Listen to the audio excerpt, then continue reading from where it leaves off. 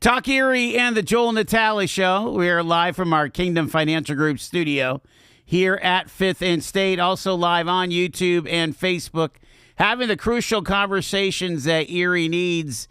And there's what I think it was Ben Franklin said. There's one constant in life is death and taxes. So we talked to the coroner a few weeks ago, so let's talk taxes. John Baker is with us from Kingdom Tax Service. Good to see you, John. Good to see you. I appreciate you coming on. Every year, it's kind of like a tradition. That's true. And some years are quieter than others. This is not a quiet year. This is not a quiet year, is exactly right. Yep, lots of changes this year, and most of them pretty good, as you can see with the stock market, as you just got done talking about. The stock market's reacted very well to some of the stuff that's coming along. So you think the markets react to tax policy? Oh, absolutely. Yep. Tax policy means more money to spend, and more money to spend means better economy, and better economy means better stock market. Let's get to kind of one of the big. When we talk to somebody like you, who's an expert in this stuff, you really push for the idea to not give the government a tax interest-free loan. Right. You want people to be using those dollars throughout the year. Yep. This might be one of those years, though, that people are getting big returns. They're going to get a big refund because in the middle of the year was the big beautiful bill that is now law and changed things significantly. Yeah. The big difference is the big beautiful bill was created retroactively rather than proactively. So most changes to the tax law historically have always taken effect the next year.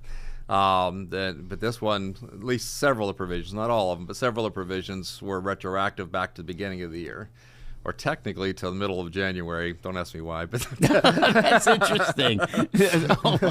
I guess January 20th was kind of the key. I think it has something to do with when Congress convenes. That's all the farther they can go back. But anyways, that's interesting. Mm-hmm. There's a lot to this, but again, according to some of the reading I'm doing here, the One Big Beautiful Bill Act is the key to larger refunds. It is, and that's mainly why, because they didn't give you a chance to change your withholding.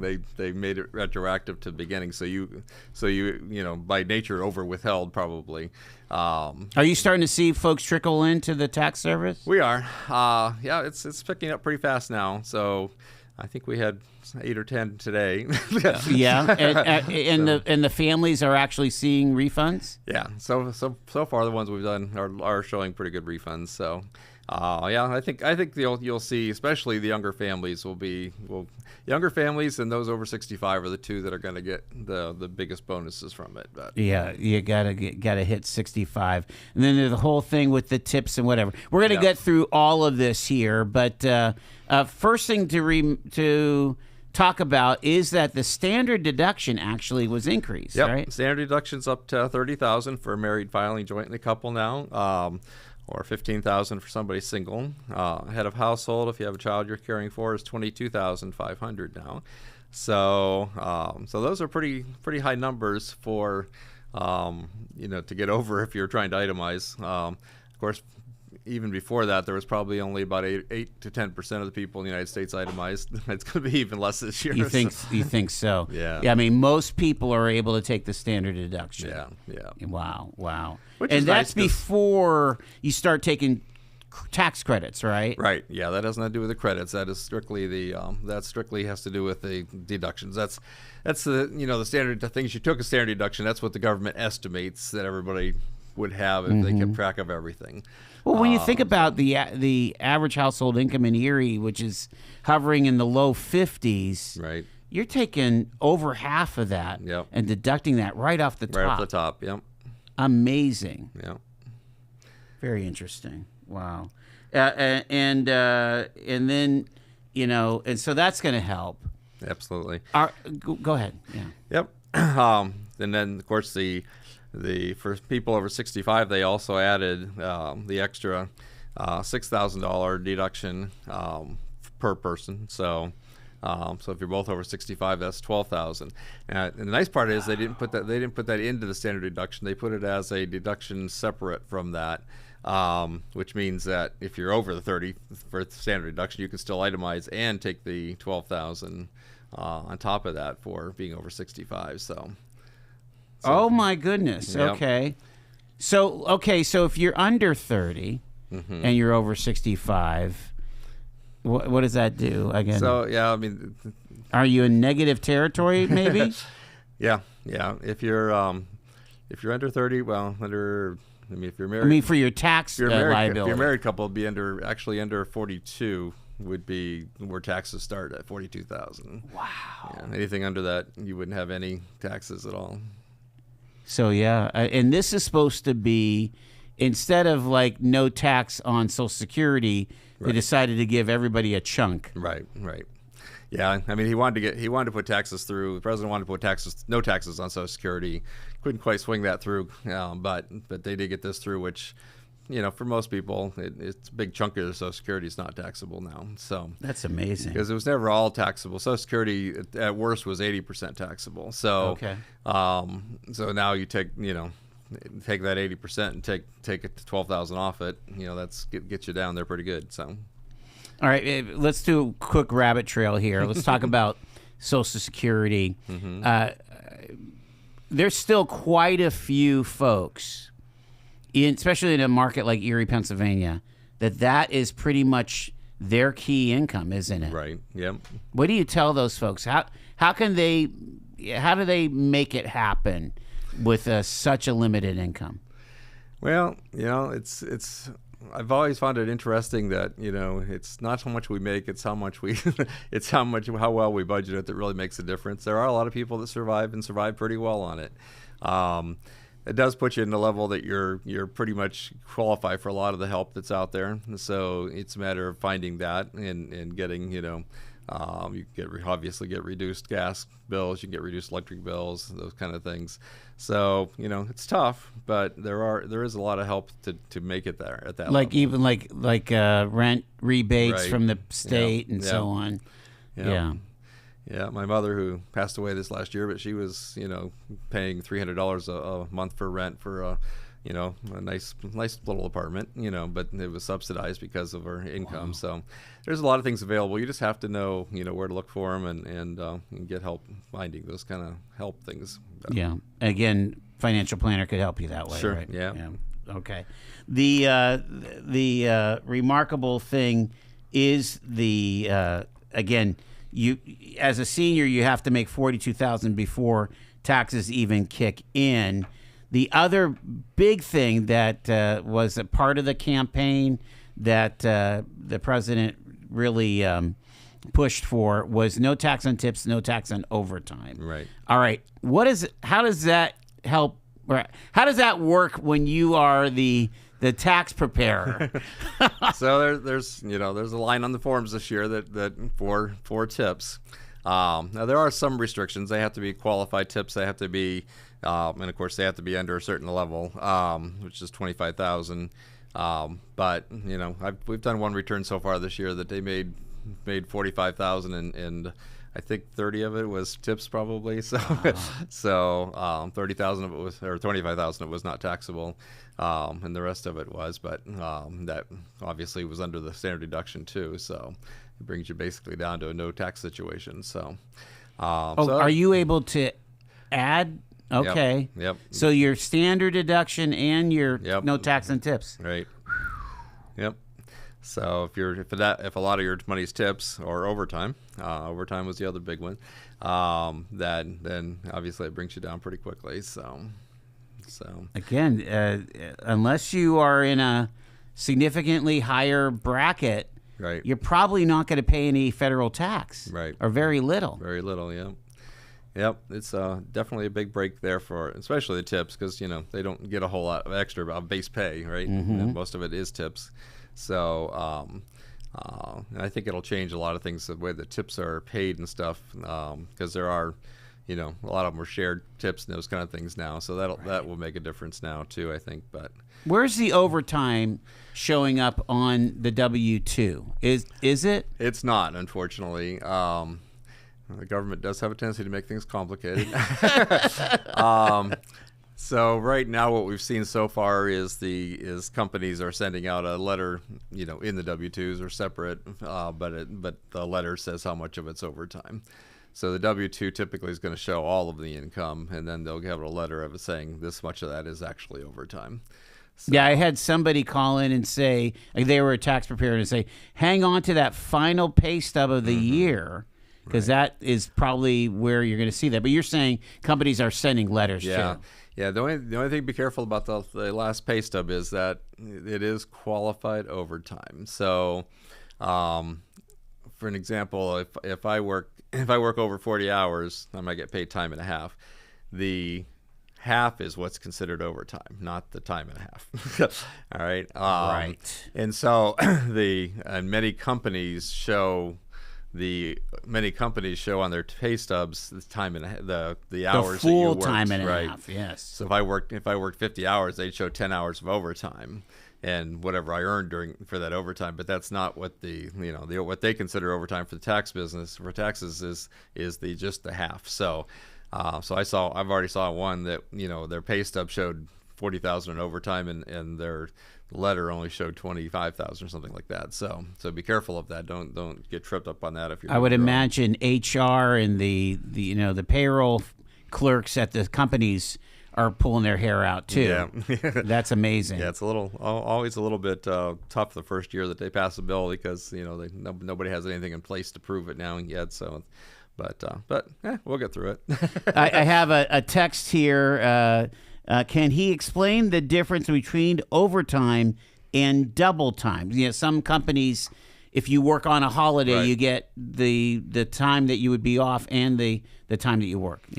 Yeah, so overtime, the way I understand it, overtime would be, the over 40 hours. Mm-hmm. So it wouldn't necessarily be, double time you obviously could do within your 40 hours if it's just a holiday. But my understanding is overtime is actually over 40 hours. Okay. But they haven't clarified that yet, and who knows when they will. But that's at this point I would make the assumption that it's just overtime, actually over 40 hours.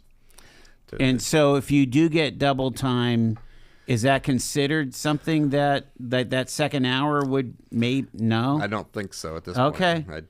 It has to be actual more hours. Right. I haven't seen that Yeah. clarified yet. though. Okay. That's my opinion. Okay. So Yeah. I haven't seen that clarified yet, and I'm sure they hopefully they will be soon. But Yeah, some jobs pay you overtime after 8 hours a day. So if you work 9 hours, 1 hour is overtime, even if you don't put 40 hours a week. I've not seen that. I've seen more. yeah, It's the aggregate. it's usually 40 hours, right? Yeah. Right. Yeah. We're talking. Go ahead. And that's why they call it qualified, because I think that that even though a company might call that overtime, the tax law is not going to call it overtime. I think they go by the 40 hours. So Yeah, that's what the trigger is. We're talking to John Baker. He's from Kingdom Tax Service. Let's take our break. More ahead here on Talk Erie.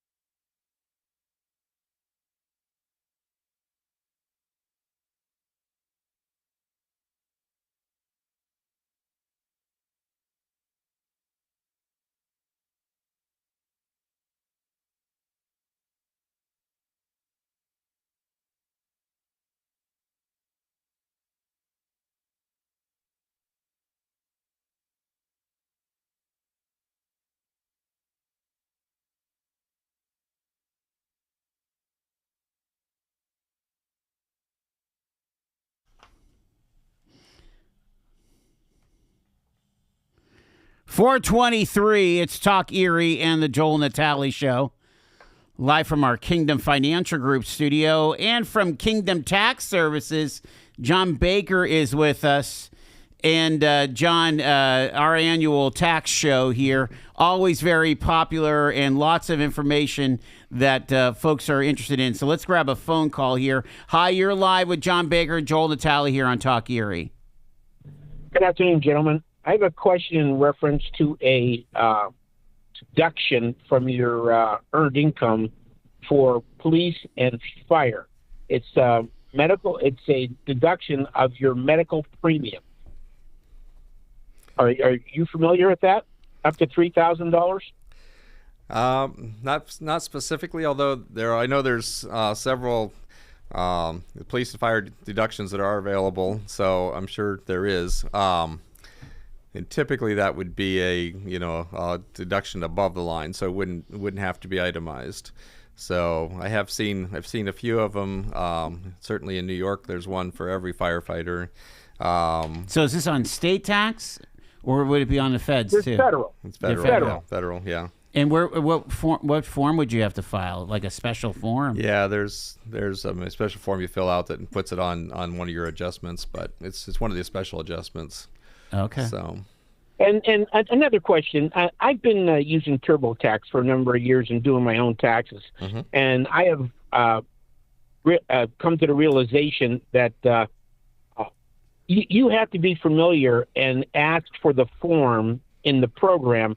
They're not going to prompt you and ask you for, say, hey, use this deduction. Right. And I'll give you a specific. I have a grandson who worked in New York, but he domiciled in Pennsylvania, and they made him pay tax, state tax on federal and as New York's income tax plus Pennsylvania state income tax. But there's a form you can fill out that'll give you a credit for your Pennsylvania state tax. Right. But Schedule. you can't. Yep. You can't. TurboTax will not prompt you for that. Right. They will not recognize that in their program. You actually have to go in there and ask for it. And then not only ask for it, but you have to activate it. Yeah. TurboTax. So is there any of the do-it-yourself ones, do require a certain level of knowledge to make sure you do them. You shouldn't rely on them to tell you everything, because they won't. They'll provide the forms, they'll provide what you need if you know what you're doing with them. But I think a lot of people do, end up costing themselves money. By not knowing those things. I had a bad experience with a person that did my taxes years ago. That's why I went to TurboTax. It charged me $350 to do my taxes, which I thought was outrageous.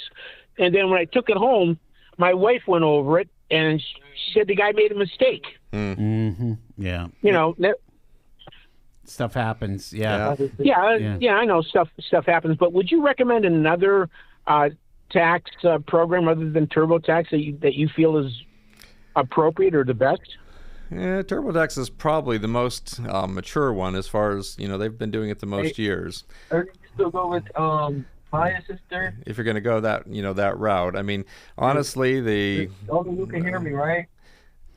I'm going to let you go. Thanks, but we're getting crosstalk. Thanks so much. Did you want to weigh in on that final?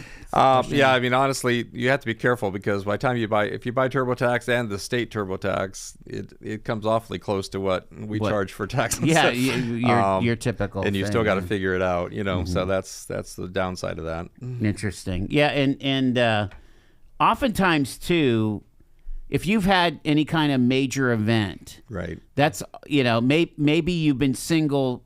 You're 20-something single, and you do the quick free form, because it's like the old 1040 EZ, right? Mm-hmm. Yeah. You have one W-2, whatever. Yep. But you go get married, you go have a baby, you go buy a house. All bets are off, aren't they? Yeah. Yep, and just like TurboTax doesn't tell you, you'll never get a letter from the IRS that says, "Hey, you should get some more money." I will give them a qualification that they will do that, like on a if you had a child or something like that. If there's something that's obvious, they might actually write to tell you. But right. But for the most part, they're never. If it's something unusual, like you're paying too much because you sold your house or something, they're not going to tell you that. Well, and the other part of it is, you never know, for example, like if all of a sudden you had a bad year with medicine or doctor's appointments or had major surgery. Right. You could instantly get into that realm of being able to itemize, right? I mean, yep. And the thing of it is that if you do cross that line, there's a lot of things that probably you've never talked about, or even your plan or tax preparers probably never talked to you about because they were irrelevant at the time. But now all of a sudden they're relevant because you crossed the line and you have more than enough. So. we got to take our bottom of the hour break, but when we come back, I definitely want to talk about the child tax credit, because I tell you what, you probably run into all kinds of folks that are going to be surprised, right? I mean, yep. Because again, that was all up in the middle of the year, wasn't it? Right. Yep. Pretty remarkable stuff. We're talking to John Baker. He is with us here from Kingdom Tax Services. What's the phone number there before I let you know? It's 814-836-5273. And that's Kingdom Tax Services is what John represents. And one of the other things we need to talk about too is special tax considerations like clergy. Found out that you do over 100 clergy. We do, yeah. Yep. You're kind of the experts in the market for that. We try to be, yep. Pretty remarkable stuff. All righty, we're going to keep moving here on a Tuesday. It's the Joel Natale Show on Talk Erie. Stay with us.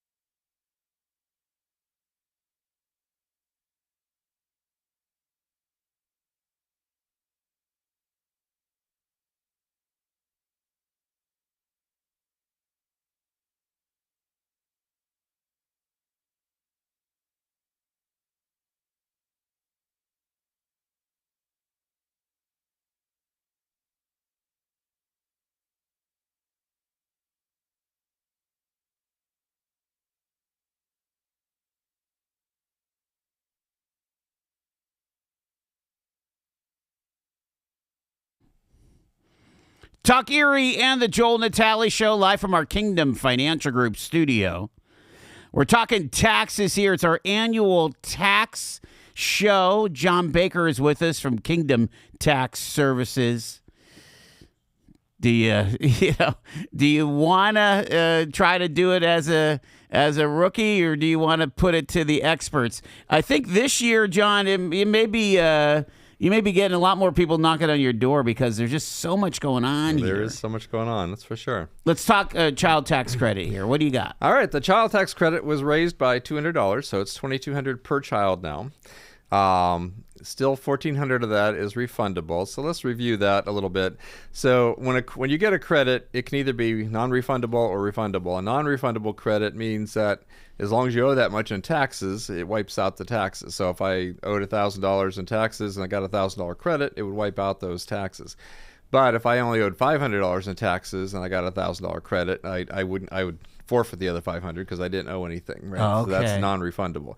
A refundable credit, on the other hand, I would get the $500 back in the same scenario. I'd get it back as a refund. So $1,400 of that is tax or is refundable. So as you already mentioned, if somebody's income is below that 30,000 limits, or then they may not owe any tax or very little tax. So, but they would still get $1,400 back. One of the things that he also did in the bill, though, which was nice, is that $1,400 is now adjusted for inflation every year. So it will automatically go up a little bit every year to try to keep up with inflation, which is good. So many of these tax laws, they put fixed numbers in them, and right. Great when they passed it, but 5-10 years later, they're like, they're still back there ridiculously low. But this does go up every year now. So it's going to stay with inflation. Yep. The child tax credit. The refundable part of it. The refundable part of it. That's awesome. Let's grab another phone call here. Again, a lot of interest in taxes. Hi, you're live with John Baker. Hi, I have a tax question. Okay. All right. This is a weird one. Berkheimer. Mm-hmm. Every year, we do our taxes, and I fill out my stuff, and my bookkeeper does, and she gives me a list of who to send my checks to. Right. Right. It's such a joyous day to pay my taxes. Uh-huh. But I sent, so every year I paid, and I get this notice in the mail like a month ago, like, you owe us $234. From 2023. Okay. That's a miscalculation on school taxes. Why 2 years later? I'm just curious. It just seems weird. It took them 2 years to figure this out. That's actually pretty good. I've seen them from 4 years later. Really? Well, you're no help. Right. Now, honestly, it just takes them that long to get around to looking at them. Typically, with any tax office, and I'm sure Berkheimer's the same, when the first run through, they just process them. They send out whatever you tell them is on that form, and they process them. Then they go back through them all and figure out whether they're right or not. So it's not unusual for it to take 2 years before you actually get a notice. Burke, I don't know if you're part of if you're in the city. But that's I'm in the county. Okay. Yeah. But the city tax, the city income tax. Right. The common mistake with Berkheimer is that if you're in Erie, the tax is higher. Instead of 1%, it's 1.65. So therefore, you owe them more money than what you would otherwise. Yeah, pretty much pay every time. Yeah. And a lot of people think they get a refund and they don't because they keep the extra. So I guess the trick would be to go back to my 2023 filings and have my bookkeeper redo the calculation that she came up with that I owed Berkheimer at that time and see if it matches what they're telling me I owe. Does that make sense? Absolutely, and I wouldn't assume they're right. Well, that's the point. Right. Instead of just stroking a check for $230 to shut them up, it's like, if it was $32, it probably wouldn't be worth my time to spend time to look for it. Right. But this is enough. It's just irritating me. It's like a pebble in my shoe. There you go. Yeah. All right. Thanks, guys. Thanks, man. All right. Bye-bye. I got another question here on the text line, 814-679-1080. Can you ask him if bonuses or other incentive payments qualify as a tip? That's kind of a exotic question. No, they wouldn't, because the tips have to come from somebody outside your employer, and they have to be this is an interesting part of it, is they have to be totally how the words I want to Kind say of like a. They can't. They're not obligatory. They're right, totally. right. They can't be mandatory, right? Yeah. So I think even when you go in there with a party of 15 and they automatically put the tip on there, I'm not sure 18%, that's yeah. going to qualify because it's Interesting. Not, yeah, because it's an obligation, you have to pay it. So the actual law says that it has to be totally free will. Free will tips. Yep. So now that's a wrinkle, John. yeah, it is. Oh my gosh, very interesting. The I don't know how much this applies to our listeners here, but maybe some of your higher worth listeners might deal with the SALT deduction. Again, if you're living in the city, let's say you have a home at Niagara Place, heck, your taxes could be $20,000 Right. of just property tax, right? Absolutely. So what are you seeing about the SALT deduction? So he raised it to 40,000, which I think was 10,000 before. So that made a big difference. Yeah. So where that came in is that if you on your itemized deductions, if your state and the state and local taxes came to more than, and property tax I think were in there too, if they came to more than 10,000, you weren't allowed to take 10,000. Right. So they didn't. It really hammered people in New Yeah, Jersey and Connecticut, right? California really got hit. Yeah. Didn't hit around here as often, and you have to have a pretty big house to make it get into that level. But yeah, it's nice that they changed it for sure, because it would have caught up with us eventually as prices go up. What do you know about the actual filing? How has it been working? Because let's think about this a second. Doge has come in. There's been a lot of federal workers let go. Have you seen any impact by all of that?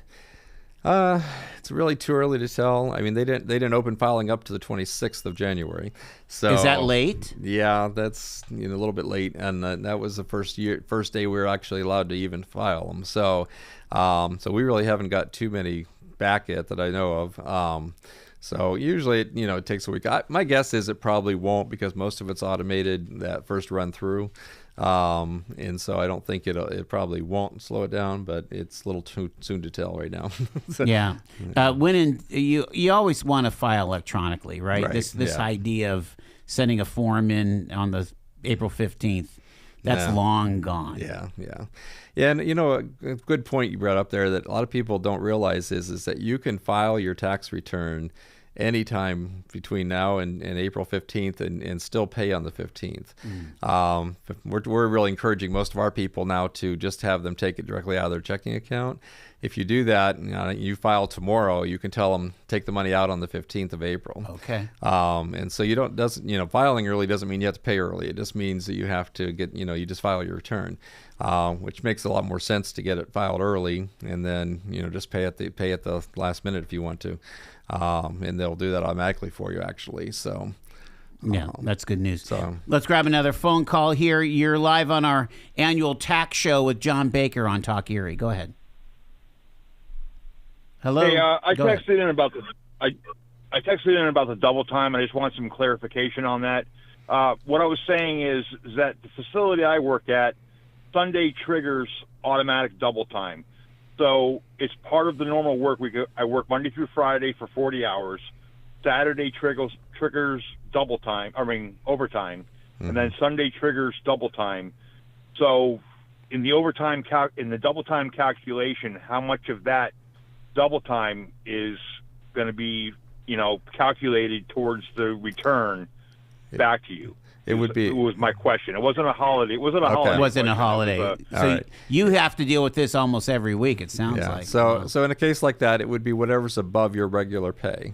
So it'd be equal to your regular pay, obviously, if you're doing double time. So yeah, whatever if you're making $20 an hour, right, and $40 an hour on double time, $20 of that double time is going to be returned. That would tax free. That would be tax free. It'd be considered overtime, qualified overtime, so that would come off your taxes. Yeah. So yeah, they're not going to give that whole amount to you. They're going to give you that. I understand. Yeah, the half of it on Saturday, and then double it. The full of it on Sunday. But yeah, working hard, huh? that sounds amazing. Yes.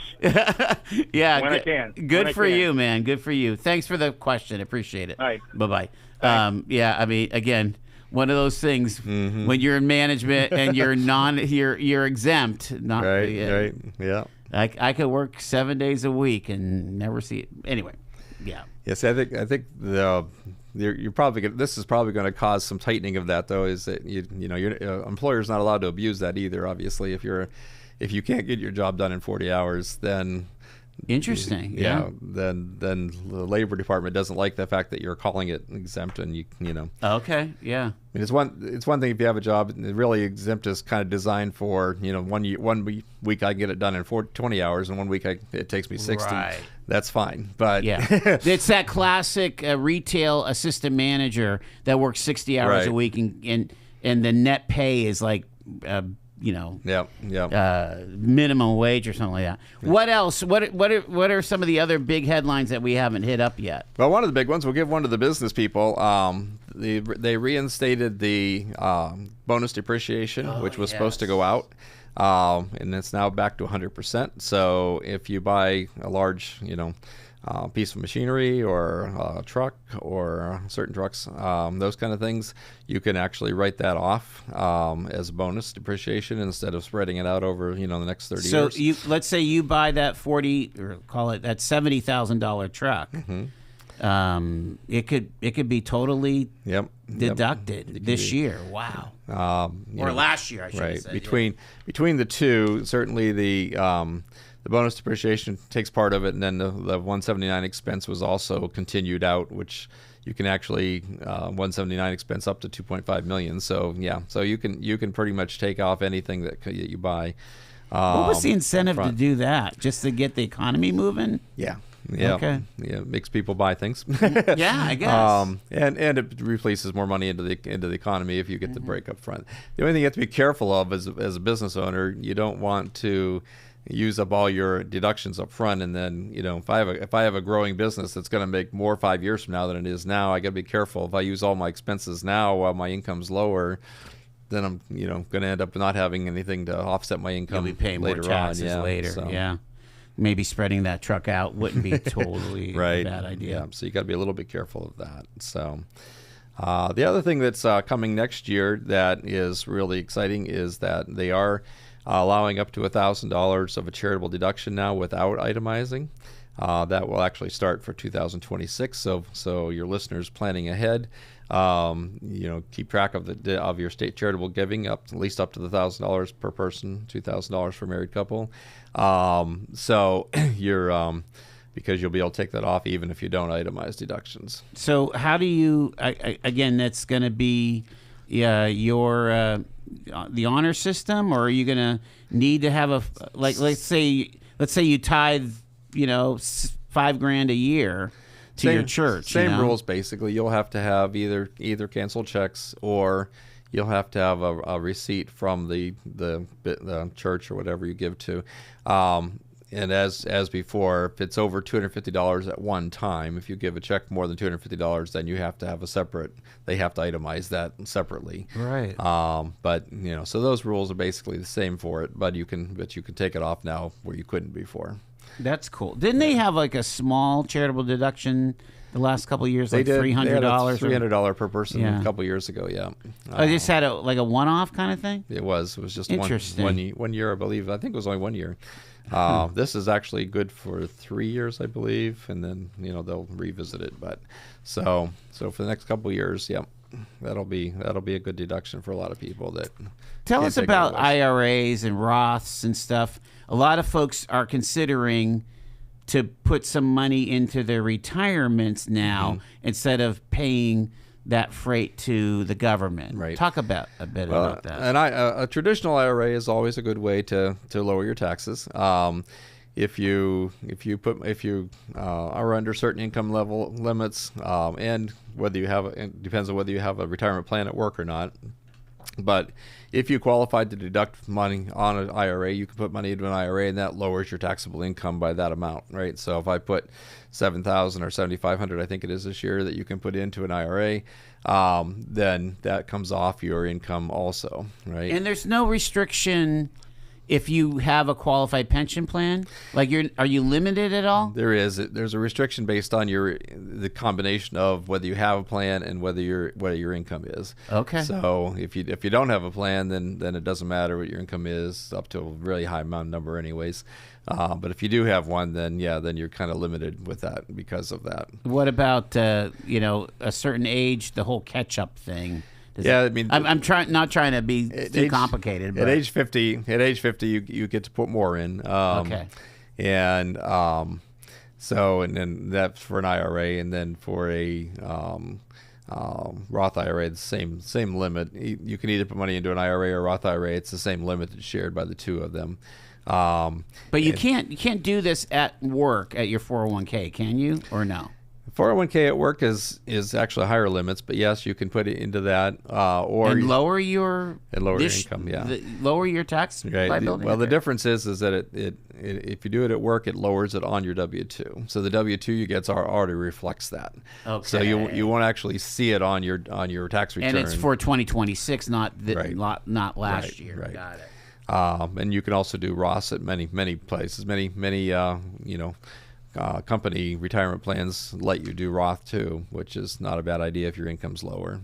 The biggest thing you want to avoid is you don't want to put money into a tax deductible IRA if you're not paying any tax. So so that's going to apply to a lot more people now that are in these lower tax brackets. So the Roth becomes more attractive the lower your income. Right.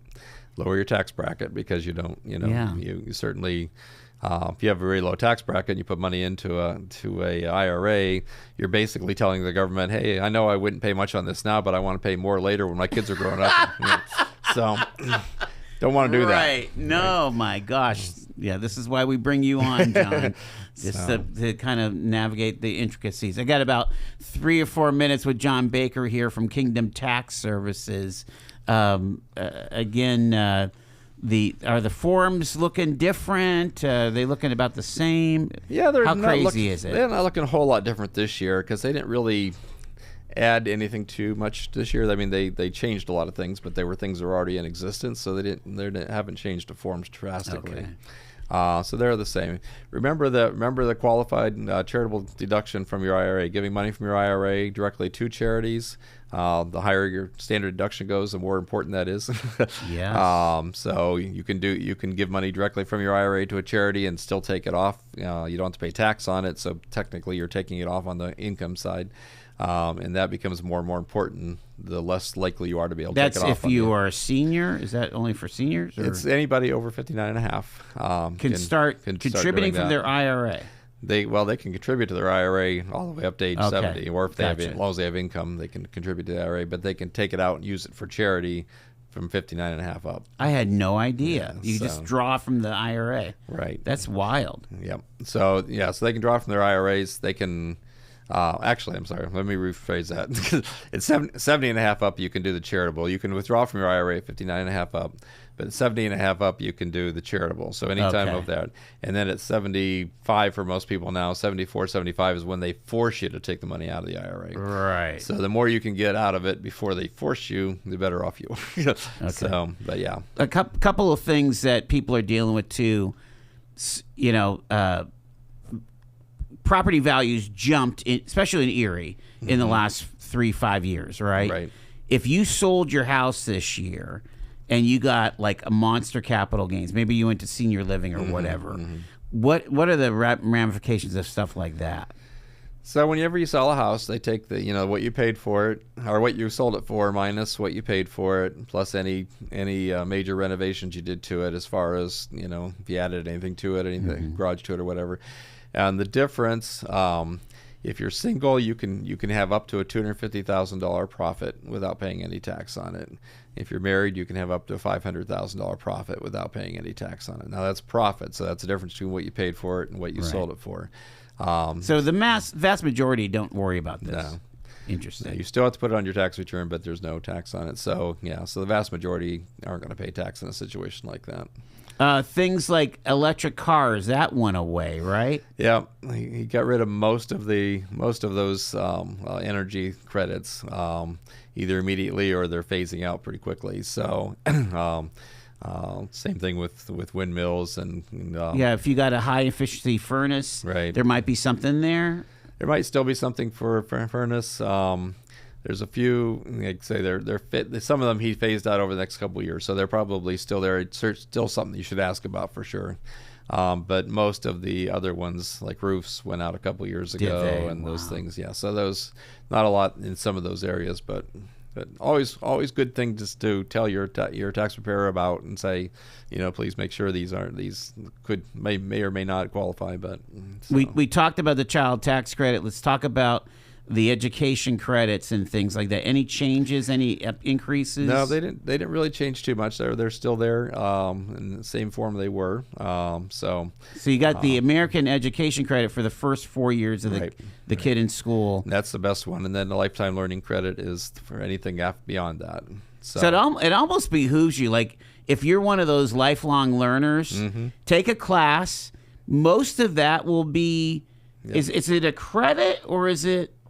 Like if your class costs $1,000, right, it's a credit, so the $1,000, but it's only a part of the $1,000. So it's, generally like half of it or whatever that you get back as a credit. Gotcha. He did expand that actually to designations now, which I wish you had done that before I got my 20 of them. But now if you get a designation in your industry, you can actually take it off as tuition. So and I'm not sure if that goes in this year or next continuing ed almost. year. Yeah, like the CLU and CHFC and those things. Those designations for an industry, they never were counted, even though they're college level credit, they never counted before. Now they are going to. So I love it. Yeah, become a master plumber. Right. Yeah. You might be able to save some money. Yeah. All right. Again, folks have questions. They want to reach out. They want to engage Kingdom Tax. Yep.